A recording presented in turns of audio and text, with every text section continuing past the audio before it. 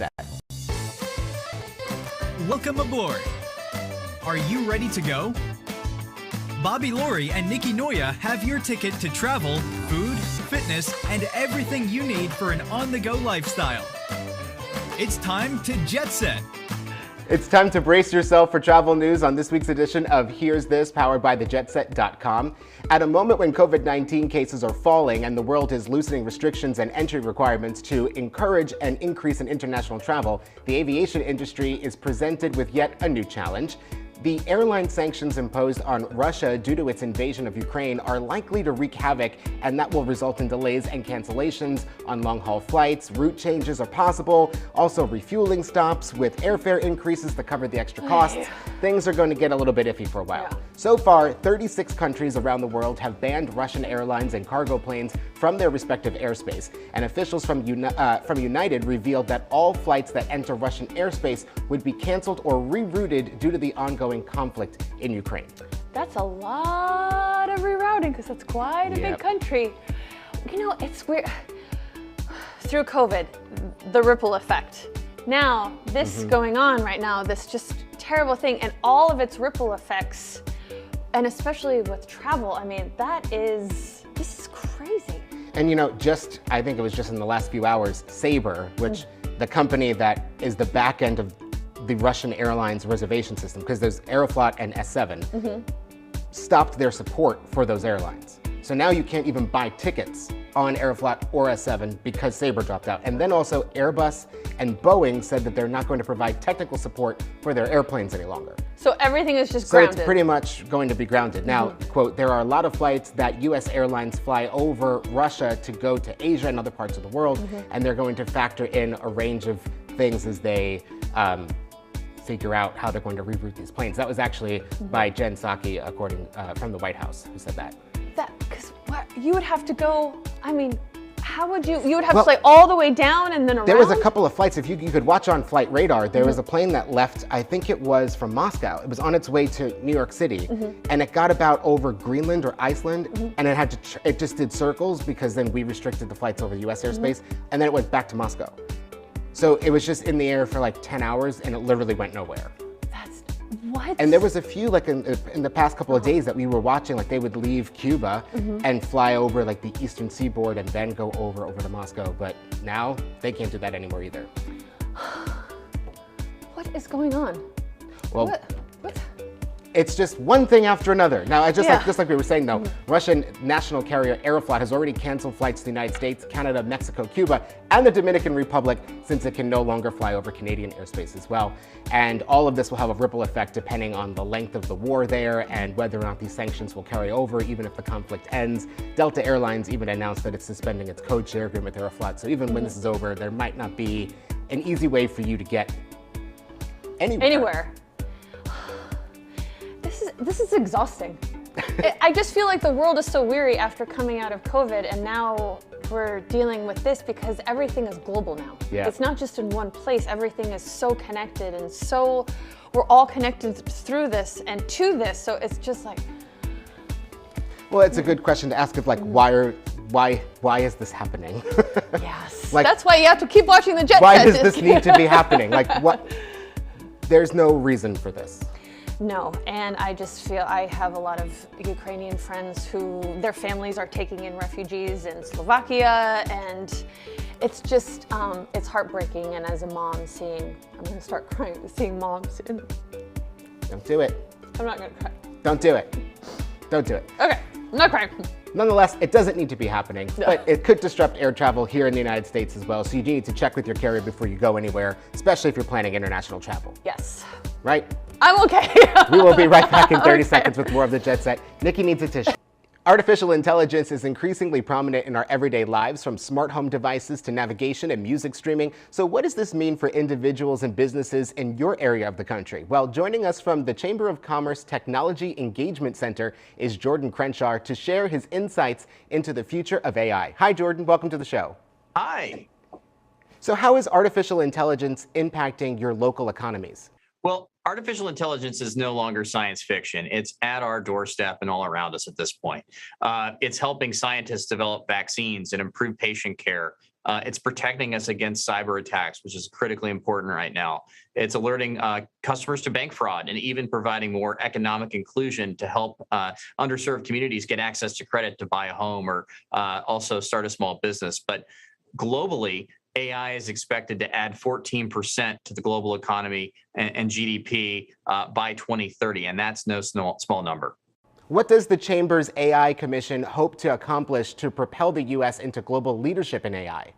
Well, America is in a race for AI dominance, and the nation that leads in artificial intelligence is going to lead the global economy for years to come. China's trying to beat us on research and development. Europe is trying to write regulations that could impact us at home. And it's becoming increasingly evident that we need to fill that leadership void and lead in the United States on this incredibly important issue. We have started an AI commission led by former members of Congress and also experts in academia and industry to develop bipartisan policy solutions on how do we make sure that AI is fairly used, how do we get the workforce ready for the future, and finally, once again, how do we compete internationally against countries like China? And doing this, we're going out throughout the country, holding hearings, taking public comment. And if you'd like to learn more, you can visit our website at americaninnovators.com/AI Commission. Thanks for joining us, Jordan. Thank you. We've got to take a quick break, but we've got lots more of the Jet Set coming up in 60 seconds. This day has been a roller coaster for you, hasn't it? My life is a roller coaster. And That's why I love them so much. We're going to go from that, Nikki, to talking about Americans because they eat 3 billion pizzas a year. Did you know that? I bet. Well, look, that's the number according to recent surveys. That number could go up due to an upcoming promotion from Blaze Pizza, one of the fastest growing pizza chains in the country. Joining us today is Chef Brad Kent, co-founder and chief culinary officer of Blaze Pizza, to share how you can qualify for a $3.14 pizza with unlimited toppings by downloading an app. Hi, Chef. Welcome to the show. Thank you so much for having me. I can't wait to talk pizza with you. Why should Pi Day become a national pizza holiday? Because celebrating pizza is something that we should do. I don't think it should be a holiday one day. I actually think it should be 365 days a year. What are the latest pizza topping trends? Latest pizza topping trends, I think they're like we're seeing so much with plant-based lately. So I think the plant-based cheese like we have, and we've got a plant-based protein like we have, those are things that are very popular, like in the media, and a lot of people are trying them. But people seem to default back to their good old favorites and you know, like pepperoni, sauce, cheese, those tend to be really, really popular.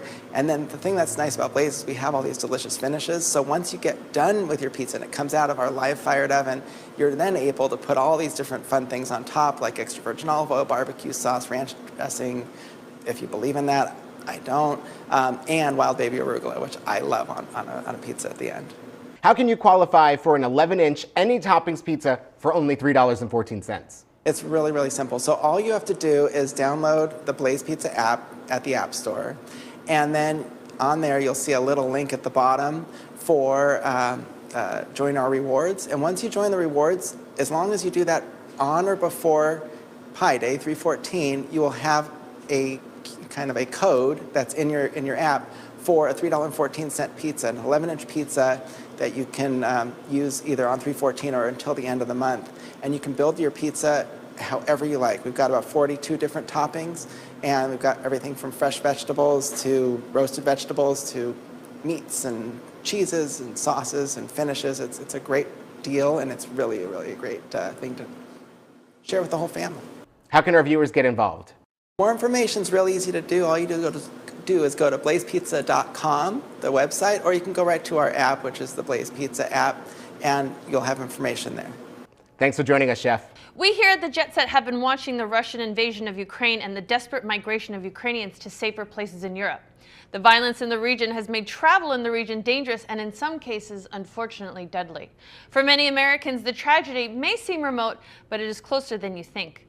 With us is Washington Post columnist and consumer advocate Christopher Elliott to tell us more about how the invasion is affecting global travel. Thank you for joining us. Yeah, sure thing. Several airlines have either pulled out of routes in and near Russia, and others have been banned from European and American airports. How is that affecting global travel, both for people trying to leave the affected region and people traveling around Europe? Yeah, so as of right now, you had the European and the US aviation authorities and governments banning Russian planes from their airspace, and then in retaliation, you had the Russians banning the Europeans and the Americans from their airspace. Mainly, basically, it's just some planes had to be rerouted. You have it's affecting some Asian routes, and then mostly Aeroflot, which flies into a couple of U.S. cities. Other than that, not much at all. What we are seeing, though, is higher fuel prices. We may be seeing higher airfares as well, and so that has the potential to affect a lot of American travelers. And we were just talking about earlier the news that just came out, I think last night or two, about Sabre even dropping their support for Aeroflot and S7, and Boeing and Airbus not supporting any technical issues that these airlines might have. So for pretty much what you're saying is, if you're traveling on a Russian airline, you're going to find yourself in a little bit of a problem, but everyone else should pretty much be okay. I mean, if we have a European trip booked, what should we be aware of? Should we cancel? No, I mean, my advice is don't freak out, at least not yet. The conflict is still contained to Ukraine and some of the border areas there. And that's really far away from where most people go on vacation. The popular European destinations like Rome and Paris and London are far, far away from anything that's happening. What we have been seeing is some tour operators and some cruise lines changing their itineraries. I just spoke with someone a few minutes ago who said that her cruise was changed from a port of call in St. Petersburg to 2 days at sea. And they're doing that kind of quietly. They don't want to upset anyone. So they're not really making big announcements about that. Christopher, we were just talking earlier about the ripple effect that this has, and I didn't even think about cruises having to be rerouted. I mean, our producer Brad and I we did a tour around the Baltic Sea not too long ago, and we did stop in St. Petersburg, and it was one of the most beautiful places I had ever been to. So speaking of cruises, like, what else should people keep in mind? Well, I was happy to see that a lot of the cruise lines were supporting their Ukrainian employees that are on board the ship, trying to give them every amenity that's available to them to let them get in touch with their family members. Then the same for all their Russian crew members as well, trying to, just like you said, not create too much of a stir, but let them know that the cruise line is there for them, and they're doing the same for the passengers. Now, we are just emerging from this pandemic, and Nikki's been busting at the chops here, waiting to get out there and start traveling again. But leisure travel just started looking up for the summer of this year. How much of a setback do you think this is going to be for European travel as a whole? We don't know yet, because we don't know what's going to happen next. How crazy is Putin? Which country is he going to invade next? Hopefully, he'll be contained here and the crisis will come to an end peacefully, or relatively peacefully. I don't know how much more peacefully it can be that he did invade.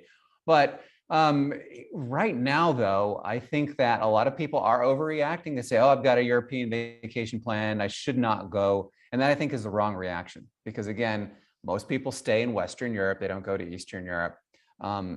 So I think we just have to wait and see to see what's going to go on. Hey, Christopher, there's so much to talk to you about. Do you mind sticking with us through a commercial break, and we can continue this conversation in just a minute? Okay. Perfect. We'll be right back with more of the Jet Set in just a moment.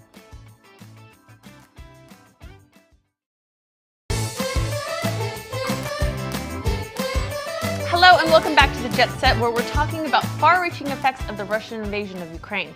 With us is Washington Post columnist and consumer advocate Christopher Elliott, who is helping us understand how the invasion is affecting global travel. So, Christopher, how can we help the people of Ukraine? I think that Americans are doing almost everything they can to help Ukraine, short of a military intervention. I think that's really what the Ukrainians want right now, is they want NATO to come to their aid. Unfortunately, since they're not NATO members, it's very difficult, because if they do, they'll get dragged into the crisis, and it'll be a real big issue, and that will affect your vacation this summer for certain. But definitely donate to the charity of your choosing if you can. There are going to be a lot of refugees coming across. If you can help them, that would be wonderful as well. One thing that I would say is there's a big debate going on right now on my newsletter, Elliott Confidential, And we have a discussion every Friday to just get kind of the pulse of what travelers are thinking. And right now we're having a really interesting debate about how far we should go with the sanctions. Should we cancel all of our trips that might be close to Russia? Should we not go to St. Petersburg on a cruise? And would that actually be punishing the wrong people? Are we punishing the Russians instead of punishing the Russian government? Or should there be these sanctions, and should travelers absolutely refuse to go to Ukraine or to Russia this summer or ever again until this conflict is resolved? And that, I would say, is an open question right now. Yeah, Absolutely. I agree. You were talking about those cruise lines that are having their schedules changed, and now they're not calling on St. Petersburg and other ports. There is undoubtedly someone out there who was really looking forward to that trip, and at some point, the question's going to arise because that port that they booked to go visit, now they're not going to visit. Are folks due some sort of a refund in that situation? Is there a credit that the cruise lines should be giving them back? Or is this one of those situations where folks should just, roll with the punches as they happen? Yeah, your ticket contract, your cruise contract, it outlines all the rights that you have as a passenger. And in that ticket contract, it says that your cruise line can change a port of call at any time, doesn't even have to tell you. What it doesn't say, and what we know, and I can tell you now, is that when a port of call is changed. So for example, this person that I was talking about, who had her port of call in St. Petersburg changed to 2 days at sea, she would be due a refund of those port fees. And so you can talk to your travel agent, or you can talk to the cruise line and ask for port fees. They'll probably try to give you a cruise credit, partial cruise credit for that, but you should be able to get a full refund, as in money back into your account. Not bad. So that is some good advice. I never would have thought of the port fees. So many things to think about. Good thing we have Christopher here. I know. Christopher, where can people go to follow you and learn more? Yes, you can find my nonprofit consumer advocacy organization. It's Elliott Advocacy at elliott.org. That's ELLIOTT.org. I also have a newsletter called Elliott Confidential. That's just Elliott with 2 L's, 2 T's, confidential.com. And you can read me in the Washington Post, USA Today. I have 2 nationally syndicated columns.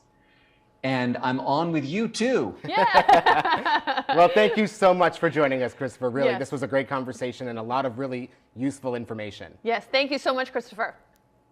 Okay, sure thing. Seaworld San Diego is excited to announce the opening of one of the most anticipated new roller coasters in 2022, Emperor. Joining other thrill rides at the park, Emperor will be the tallest, fastest, and longest dive coaster in California, as well as the only floorless dive coaster in the state. Joining us now is Tyler Carter, VP of Park Operations at Seaworld. Hi, Tyler. Welcome to the show. Awesome. Good morning. How are you? What is Emperor and what makes it unique? Sure. So Emperor is, for one, here in North America, here at SeaWorld San Diego is the only place where you can actually meet emperor penguins. So we're actually going to experience what our emperor penguins in the environment go through with some steep dives. Super exciting. How fast does Emperor go? Sure, yeah, so we are about to navigate up. Our drop is at a 90-degree angle and it goes over 60 miles per hour. Does Emperor go upside down? Correct, so we're gonna have 3 inversions throughout the whole time. It's amazing. Can the whole family ride Emperor? So we do have a height minimum of 52 inches and a maximum of 78 inches, but any thrill seeker in that range, come on out and join us. When can people ride Emperor? Correct, yeah, so March 12th is when is our grand opening. We will be doing some pass member opportunities starting on March 2nd. This ride sounds amazing. Of course, and we're about to drop in a minute, so here we go! Whoa, that is so high!